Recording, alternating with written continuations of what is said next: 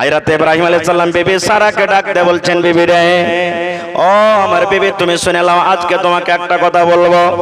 হযরত সারা বলছেন, স্বামী গো, কি কথা বলবেন একটু খুলে বলেন। হযরত ইব্রাহিম নবী বললেন, ও আমার বিবি সারা, এখন আমার একটা জালিম বাদশার রাজ্য দিয়ে পাস করব, বিবিরে রাজ্য দিয়ে তার পাস করতে হবে। কিন্তু বিবিরে তুমি শোনো, তুমি হলো আমার বিবি, আমি হলাম তোমার স্বামী।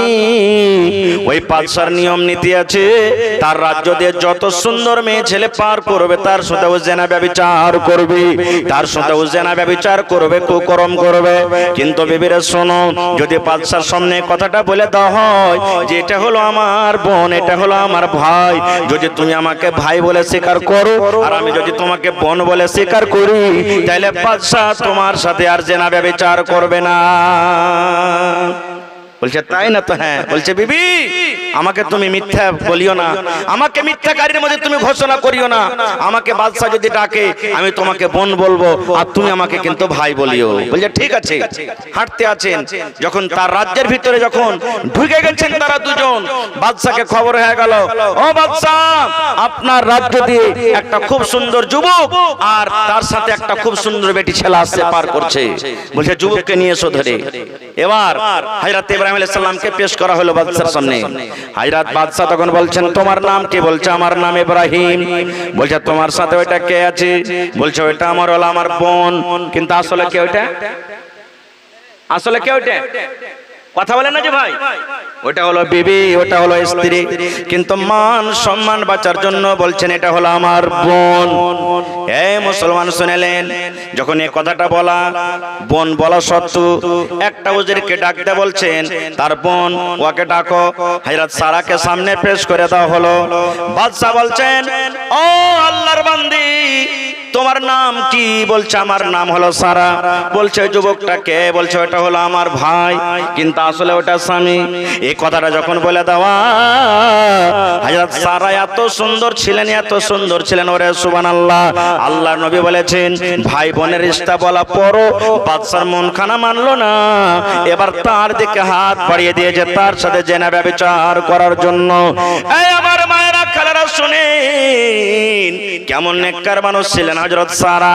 এবার সারা বলছেন, বাদশা, তুমি আমার সাথে জেনা ব্যভিচার করবে, আমার সাথে তুমি কুকর্ম করবে, করিও, তোমাকে আমি রোকতে পারবো না, মানা করতে পারবো না।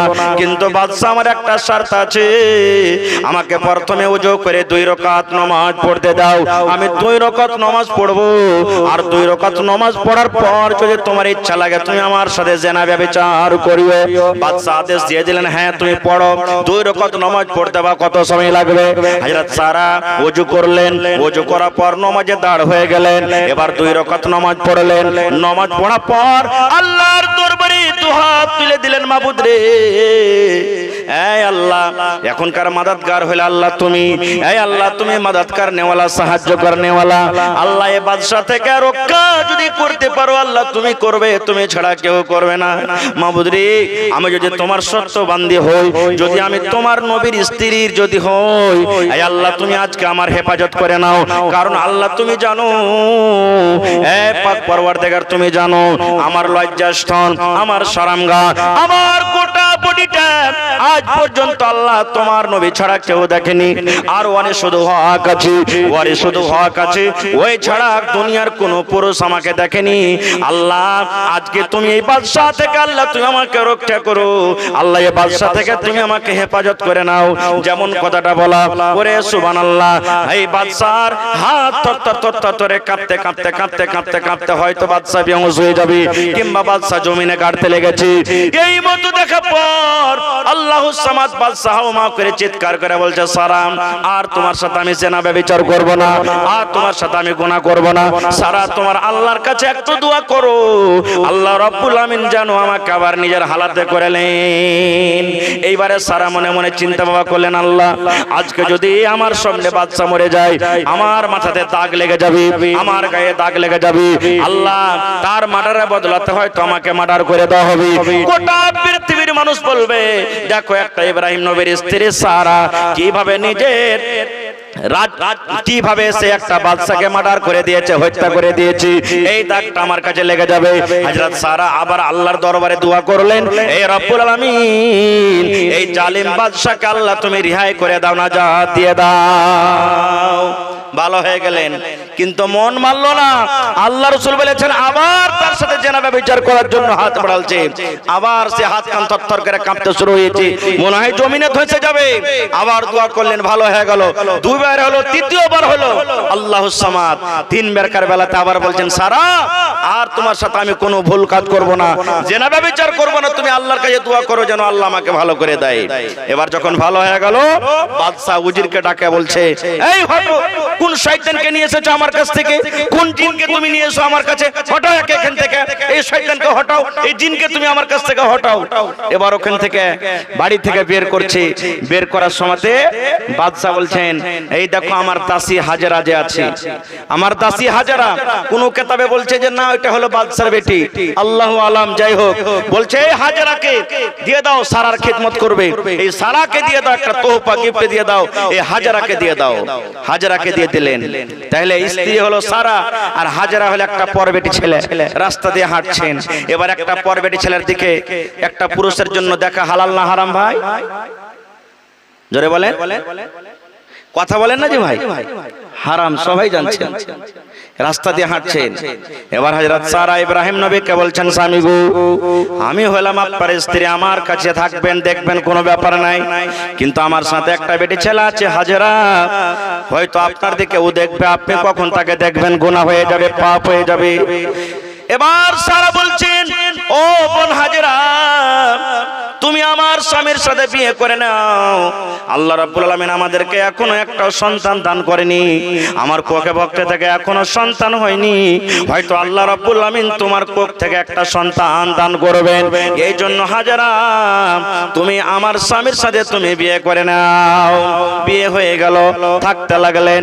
একদিনকার ঘটনা, হযরত ইব্রাহিম আলাইহিস সালাম আল্লাহর দরবারে দুহাত তুলে দিলেন আর দোয়া করছেন, রব্বে হাবলি মিনাস সালিহিন।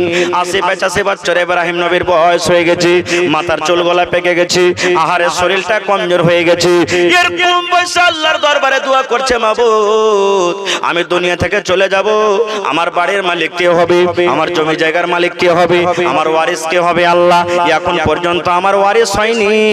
আল্লাহ তোমার দরবারে আমি তোমার বন্ধু, তোমার দোস্ত দোয়া করি, আল্লাহ তুমি আমাকে একটা নেক সন্তান দান করো, আল্লাহ একটা তুমি আমাকে সলে সন্তান আল্লাহ দান করো। এত বয়সে ৮০-৮৫-৯০ বছর বয়স, এরকম বয়সে দোয়া করছেন, আল্লাহ তুমি আমাকে একটা নেক সন্তান দাও।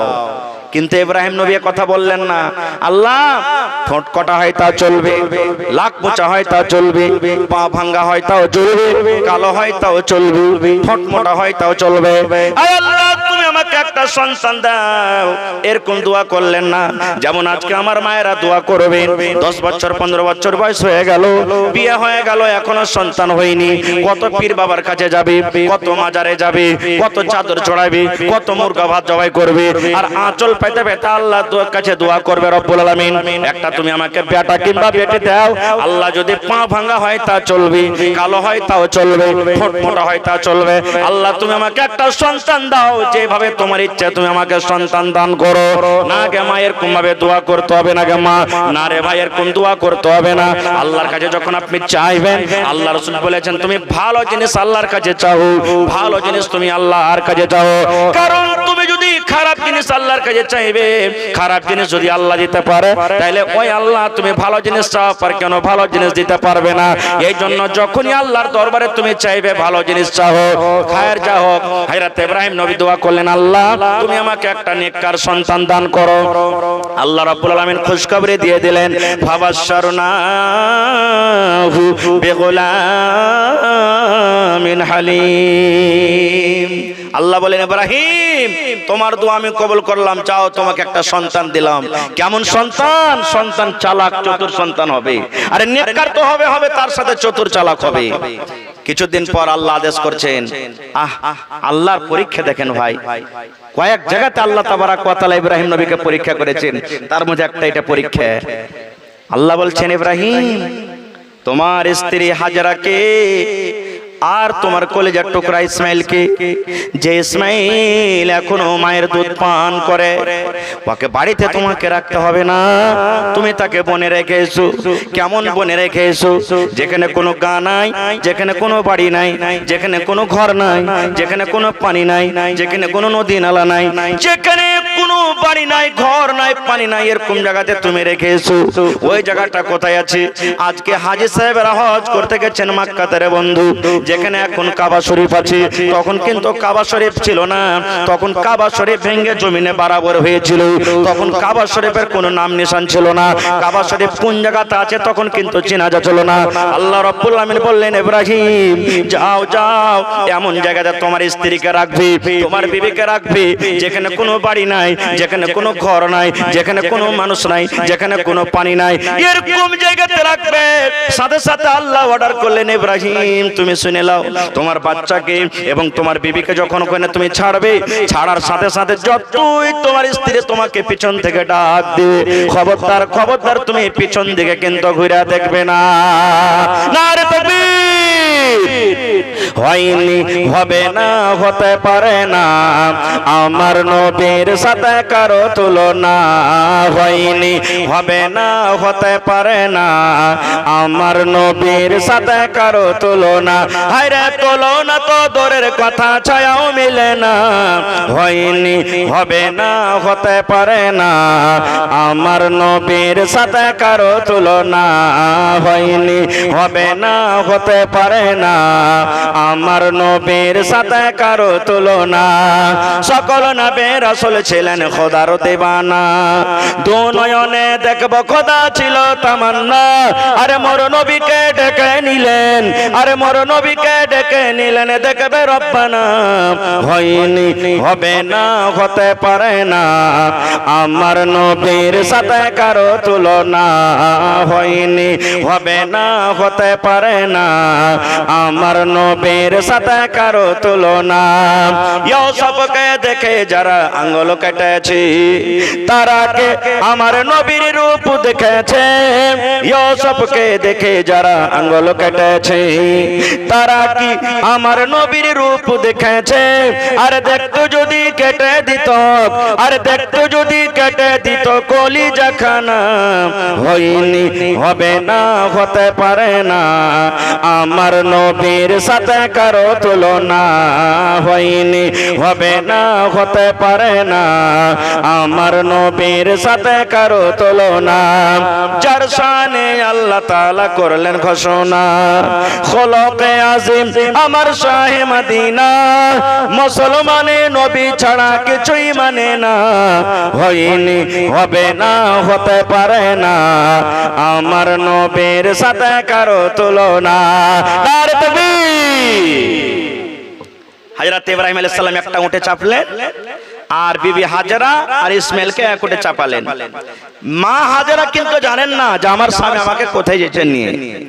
আর কলসিতে একটু পানি আর অল্প কিছু খাজুর, হাঁটতে শুরু করলেন। হাঁটতে হাঁটতে হাঁটতে হাঁটতে চলে গেলেন কোথায়? যেখানে এখন কাবা শরীফ আছে, ওই কাবা শরীফের পাঞ্জরে তারাকে ছেড়ে দিলেন। আর উট দুটাকে হাঁকাতে হাঁকাতে বাড়ির দিকে রওনা হয়ে গেলেন।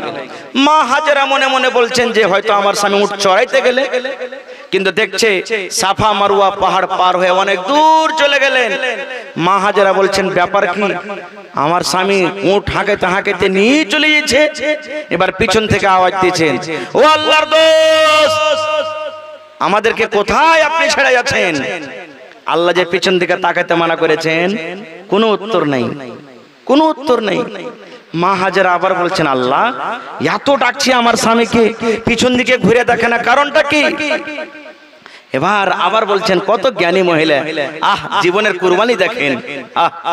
এবার আবার বলছেন, স্বামী গো একটা কথা বলেন তো, আপনি যে আমাদের মা বেটাকে এই জায়গাতে ছেড়ে দিয়েছেন যেখানে কোনো বাড়ি ঘর লোকজন নেই, পানি নেই, তো এটা কি আল্লাহর আদেশ? আল্লাহর হুকুমে আপনি ছেড়ে দিয়েছেন?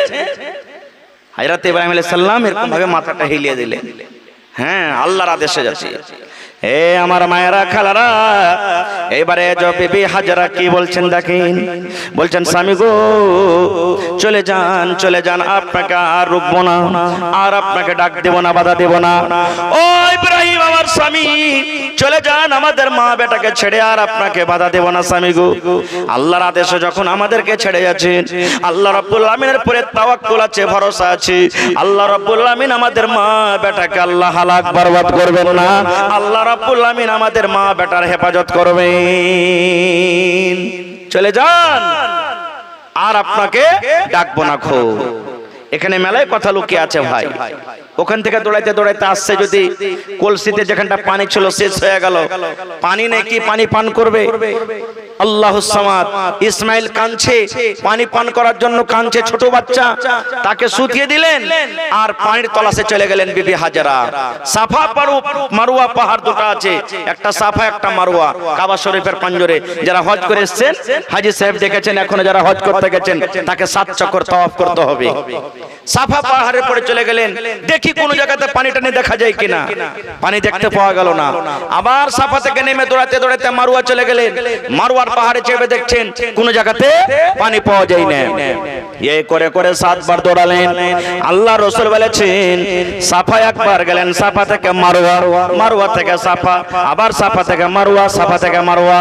এই করে করে 7 বার দৌড়াদৌড়ি করলেন। ওরে সুবহানাল্লাহ। তারপরে মধ্যখানে ঘটনা আছে, জমজমের কুয়া বের হলো আল্লাহ রাব্বুল আলামিনের আদেশে। জমজমের কুয়া বের হয়ে গেল। আল্লাহ রাব্বুল আলামিন বিবি হাজেরার আমলটাকে এত আল্লাহ ভালোবাসলেন, এত আল্লাহ ভালোবাসলেন। আল্লাহ রাব্বুল আলামিন এলান করলেন, দুনিয়ার হাজিরে তোমরা শুনে নাও, আমার বান্দে এই যে বিবি হাজেরা পানি পান করার জন্য যেমন সাফা মারওয়ারে 7 বার দৌড়াদৌড়ি করেছে, হাজী তোমরা শোনো, যখন তোমরা মক্কাতে আমার ঘর জিয়ারত করতে যাবে, হজ করতে যাবে, ওই বিবি হাজেরার মতো সাফা থেকে মারওয়া তোমাদেরকে 7 বার তওয়াফ করতে হবে, 7 বার তোমাকে সাই করতে হবে, দৌড়াতে হবে। আল্লাহ হজের মধ্যে ওই আমলটাকে ঢুকিয়ে দিলেন। আল্লাহুস সামাদ। এবারে খারজা হোক, থাকতে লাগলেন বাড়ি ঘর কিছু আর অবস্থা গেল। আমি ঘটনার দিকে যাব না, সময় খুব শর্ট। এবারে আল্লাহ তাবারাক ওয়া তাআলা একদিন ইব্রাহিম নবীকে স্বপ্ন দেখাইছেন। কত বড় পরীক্ষা দেখেন এবেকার। এক পরীক্ষা হলো 80-85 বছর বয়সে, মাঝে মাঝে আরো পরীক্ষা হইতে আছে, একবার আগুনে ফেললেন, এক পরীক্ষা। এরকম ভাবে বিভিন্ন রকমের পরীক্ষা। এবার যেটা পরীক্ষা করছেন, কেমন পরীক্ষা দেখেন। আল্লাহ রাব্বুল আলামিন হযরত ইব্রাহিম নবীকে স্বপ্নের মাধ্যমে বলছেন, আমার আপনার স্বপ্ন সত্য হইতে পারে, নাও হইতে পারে। তোটা সুবহানাল্লাহ। এ ভাই মুসলমান, হযরত ইব্রাহিম আলাইহিস সালামকে আল্লাহ রাব্বুল আলামিন রাতের বেলাতে স্বপ্ন দেখাচ্ছেন। কি স্বপ্ন? আল্লাহ বলছেন, ইব্রাহিম সব থেকে দুনিয়ার ভিতরে যেটা তোমার জন্য পিয়ারা ইব্রাহিম রে, তাকে তুমি আমার রাহে জবাই করো, কুরবানি করো। যেটা সব থেকে তোমার রাহে বেশি পিয়ারা, তোমার কাছে যেটা বেশি পিয়ারা, যেটা ভালো, সেটাকে তুমি আল্লাহ বলছেন তুমি কুরবানি করো। সকাল বেলাতে হযরত ইব্রাহিম আলাইহিস সালাম চিন্তা ভাবনা করছেন, আল্লাহ আমার কাছে পিয়ারা কি হইতে পারে, আল্লাহ আমার কাছে সব থেকে ভালো কি হইতে পারে। এই ভাবা চিন্তা করার পর বলছেন, আল্লাহ আমার কাছে সব থেকে জমিনে যেটা পিয়ারা জিনিস আছে, সেটা হলো আমার কলিজার টুকরা ইসমাইল। ইসমাইল থেকে আমার রাহে আমার কাছে আর কোন জিনিস বেশি পিয়ারা হইতে পারে না। আল্লাহুস সামাদ। নবীরা যেটা স্বপ্ন দেখেন সেটা হলো সত্য। নবীরকে স্বপ্নটা হলো ওহী। আল্লাহ তাবারাক ওয়া তাআলা আদেশ করলেন, তোমার কলিজার টুকরাকে তুমি জবাই করো, আমার রাহে কুরবানি করো। কেমন দেওয়ানা মানুষ ছিলেন, আল্লাহর মহব্বতে কেমন পাগল ছিলেন। ছুরি নিলেন আর ছুরি নেওয়ার পর হাঁটতে শুরু করলেন। কোথায়? ওই কাবা শরীফের কাছে চলে গেলেন। কয়েক ঘন্টা বাড়ি আর বসে আছে। ওখানে জিজ্ঞাসা করছেন, হাগো হাজেরার বাড়ি কোনটা? এটা বাড়ি। চলে গেলেন বাড়ির ভিতরে। এ আমার মায়েরা, খালারা, এই জায়গাতে কত মহিলা যেতে হইতেন, কত কাল দিতেন। হ্যাঁ, তুমি ছেড়ে চলে গেছো, একদিন হক তালাশ করলে না? তোমার ওদিস আন্দাজ আছে কি নাই কিছু, যে তুমি অল্প কিছু খাজার দিলা, এক মুষ্ক মানে এক কলসি পানি দিলা, আর তুমি ছেড়ে চলে গেলে? আমরা কি খাই, কেমন ভাবে থাকি, হঠাৎ তোমার মতন পুরুষের মুখ দেখবো না। এই কথা বলতেন। কিন্তু মা হাজেরা না, একটা কথা বললেন না, বসতে দিলেন। হয়তো নাস্তা পানি খাওয়া দাওয়া যা ছিল, কি হলো না হলো আল্লাহ জানে। এবার শুনেন, আল্লাহ রাব্বুল আলামিন বাপ বেটার মধ্যখানে যেটা কথা হয়েছে, আল্লাহ রাব্বুল আলামিনকে এত ভালো লেগেছেন রে ভাই, আল্লাহ তাদের বাপ বেটার কথাকে এত ভালোবেসেছেন, তাদের কথাটা আল্লাহ রাব্বুল আলামিন কোরআনের মধ্যে জিকির করে দিয়েছেন, যে কোরআনের কথাটা কিয়ামত পর্যন্ত মানুষেরা পড়বে। হযরত ইব্রাহিম আলাইহিস সালাম একান্তিতভাবে বেটাকে নিয়ে চলে গেলেন আলাদাভাবে। বেটা কয় বছরকার তখন? ফালাম্মা বালাগা মা হুসাইয়া, বাপের সাথে সাথে চলাফেরা করবে এরকম বয়স, মোটামুটি 6 বছর হোক কিংবা 7 বছর হোক কিংবা 8 বছর হোক, এই মতো যখন ইসমাঈলের বয়স হয়ে গেছে, আব্বাজান বলছেন ইয়া বুনাইয়া, হে আমার কলেজার টুকরা বেটা রে, ইন্নী আরা ফিল মানাম, আমি স্বপ্নে দেখেছি বেটা রে, আল্লাহ আমাকে স্বপ্নের মাধ্যমে দেখালছে, আন্নী আসবাহুকা, যেন তোমার গলাতে ছুরি দিয়ে আমি তোমাকে জবাই করেছি। বাপ নিজের বেটাকে বলছেন, বেটা রে আল্লাহ রাব্বুল আলামিনের আদেশ হয়েছে রে বেটা, আমি যেন তোমার গলাতে ছুরি দিয়ে জবাই করছি। বেটা রে আমার কাছে ভেড়ার কুরবানি চাইনি, আল্লাহ আমার কাছে দুম্বার কুরবানি চাইনি, আল্লাহ আমার কাছে বকরির কুরবানি চাইনি, আল্লাহ আমার কাছে গায়ে গরুর কুরবানি চাইনি, আল্লাহ আমার কাছে উটের কুরবানি চাইনি। সন্তান রে আল্লাহ রাব্বুল আলামিন যে জিনিসটার কুরবানি চেয়েছে সেটা হলো বেটা তুমি। আল্লাহর আদেশ হয়েছে ইব্রাহিম তুমি যাও যাও আর তোমার কলেজার টুকরা সন্তানের গলাতে ছুরি দিয়ে তুমি আমার রাহে কুরবানি করে দাও। সুবহানাল্লাহ। যখন কথাটা বললেন, একটা কথা মানুষ বলে, বাপ কা বেটা সরস কা ঘোড়া কুছ नहीं তো তোড়া তোড়া, বাপ যেমন হবে বেটা তেমন হবে। যখন কথাটা শুনলেন, হায়রে মাসুম বাচ্চা, এখনো কিন্তু ইসমাইলের বয়স ওই 6 বছর 7 বছর 8 বছর কার, কত বেটা থাকলে পালিয়ে যেত, মাকে দৌড়াইতে দৌড়াইতে বলতো, মা গে এই দেখ আমার আব্বাজান আমার গলাতে ছুরি দিয়ে জবাই করবে গে মা, আমি জবাই হব না গে মা, আমি বাড়ি থেকে পালিয়ে যাব গে মা। ওরে আল্লাহ কত রকম কথা বলতো। যখন এই কথাটা বলা, আল্লাহর কোরআন বলছেন, ইব্রাহিম নবী যখন বেটাকে বললেন, বেটা রে কুরবানি করতে আদেশ করেছে রে বেটা, যেন আমি তোমার গলাতে ছুরি দিয়ে তোমাকে জবাই করি। যখন কথাটা বলা, হযরত ইসমাঈল আলাইহিস সালাম বলছেন, ইয়া বাতি ফাল মা তোমার সাতাজদুনি ইনশাআল্লাহু মিনাস সাবিরিন।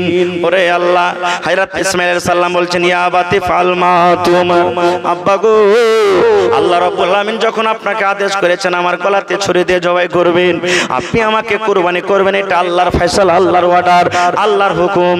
আব্বা জান চলেন, আপনি আমাকে কোথায় নিয়ে যাবেন, আমি কুরবানি হতে তৈয়ার আছি। আব্বা গো আমার গলাতে ছুরি দিয়ে আপনি জবাই করে দিন, চলেন কোথায় নিয়ে যাবেন, আমি কুরবানি হতে তৈয়ার আছি, আমি কুরবানি হয়ে যাব।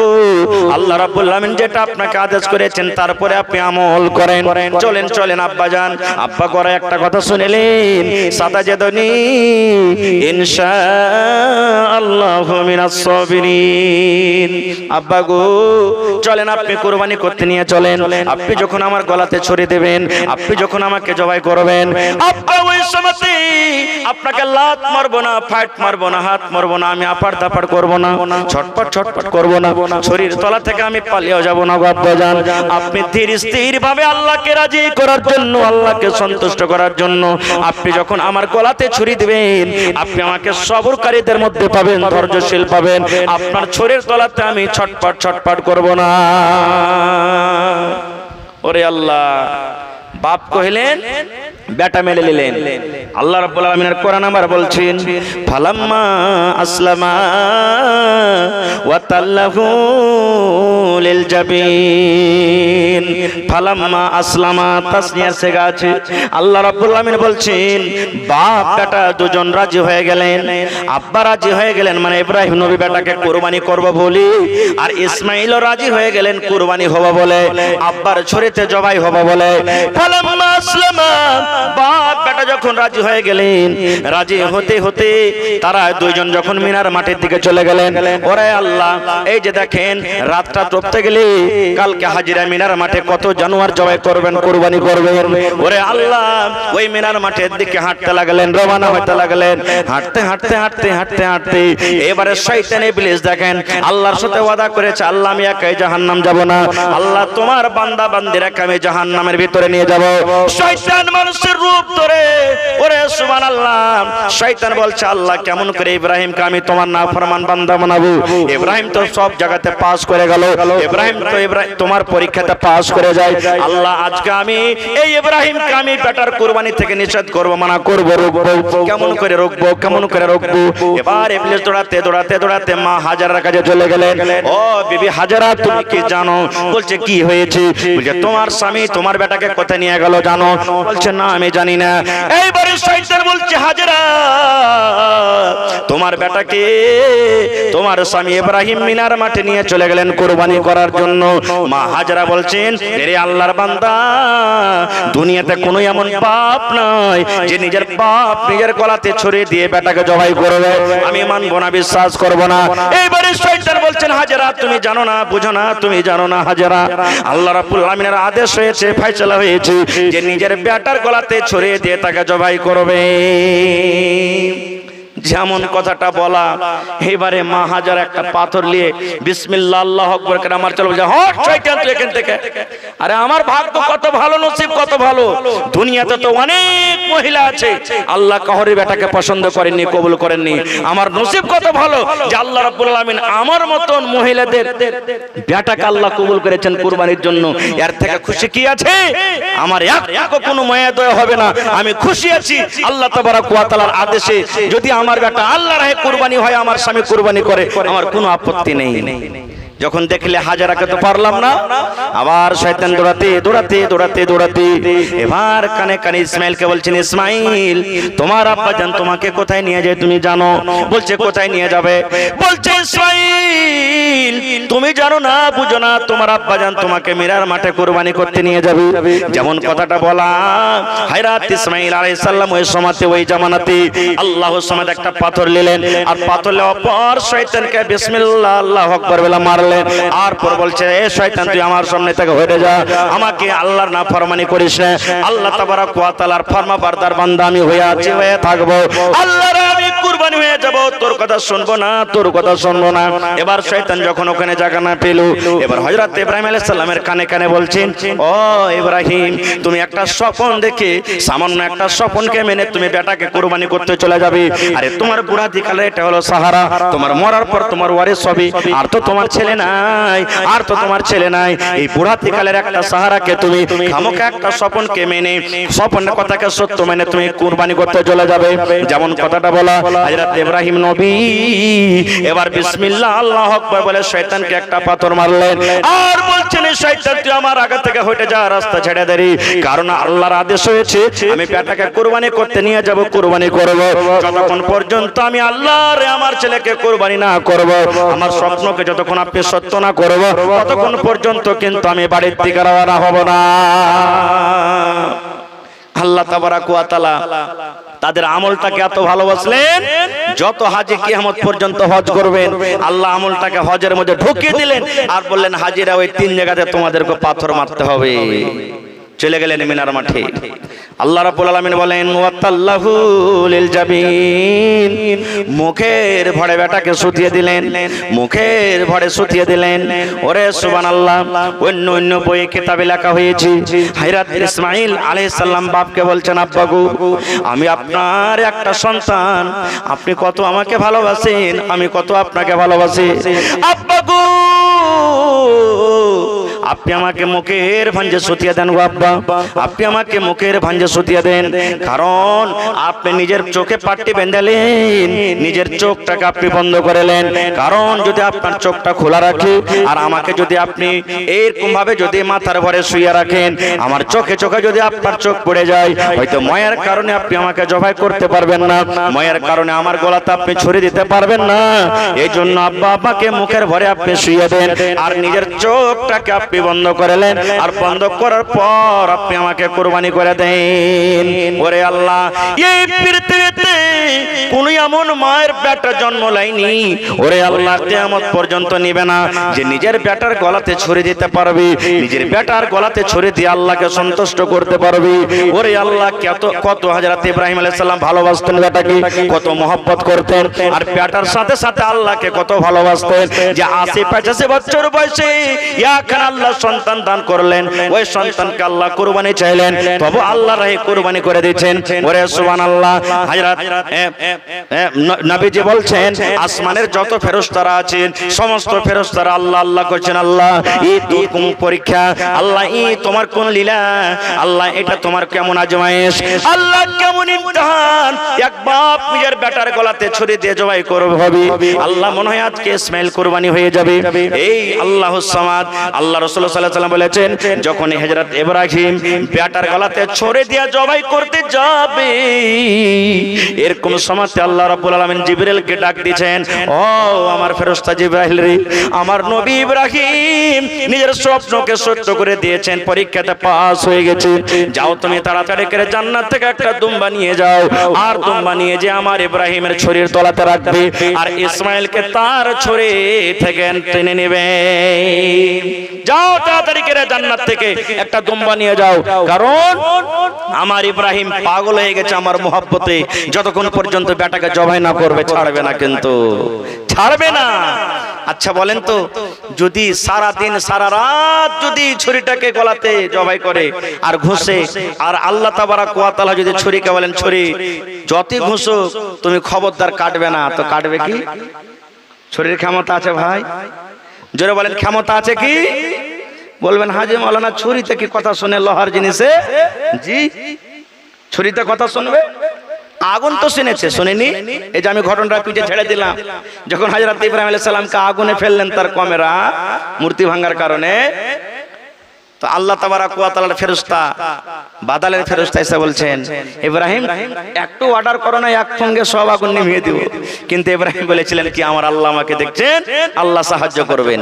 আল্লাহ রাব্বুল আলামিন আসমান থেকে কি বলছেন, আরশ থেকে আল্লাহ আগুনকে ডাক দিয়ে বলছেন, আগুন তোমার কাজ হলো পুড়িয়ে দেওয়া, জ্বালিয়ে দেওয়া, ছাই করে দেওয়া, কিন্তু আগুন রে শোনো, আমি আল্লাহ রাব্বুল আলামিন তোমাকে আদেশ করি যেন আমার ইব্রাহিম পোড়া দূরের কথা তার শরীরের রুয়া পর্যন্ত না পড়ে যায়। বলেন আগুন কি জ্বালাতে পেরেছিল? জ্বালাতে পেরেছিল ভাই? আপনারা কথা কেন বলেন না যে ভাই? আগুন জ্বালাতে পেরেছিল? পারেনি।